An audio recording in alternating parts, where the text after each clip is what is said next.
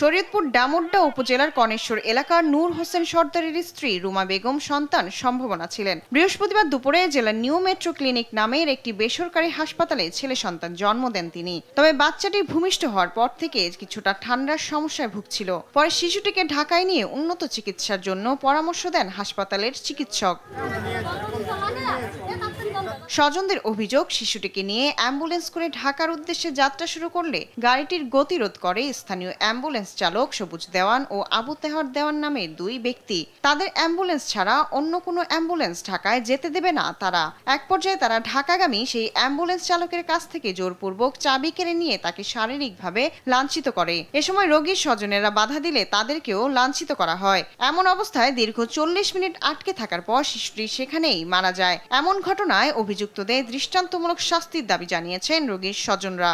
খান ক্লিনিকের সামনে তো নেওয়া দর্শন মতন ওই জায়গায় দুইজন লোক যাইয়া গাড়ি আটকায় দিছে। 40 মিনিটের মতো ওই জায়গায় হেরা উড়াউড়ি করছি।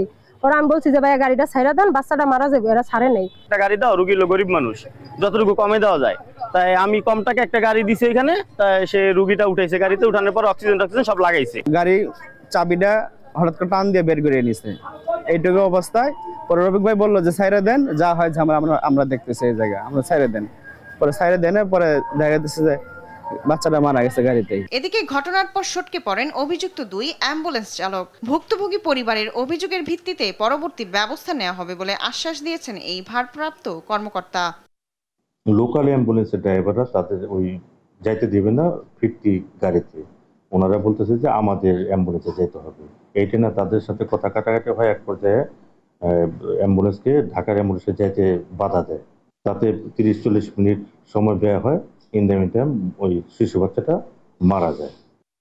সিন্ডিকেটের জিম্মিতে জীবন হারালো নবজাতক। দোষীদের দ্রুত আইনের আওতায় এনে দৃষ্টান্তমূলক শাস্তির ব্যবস্থা করবে প্রশাসন, এমনটাই প্রত্যাশা শরীয়তপুরবাসীর। শায়লা খান, নিউজ ডেস্ক, দেশ টিভি।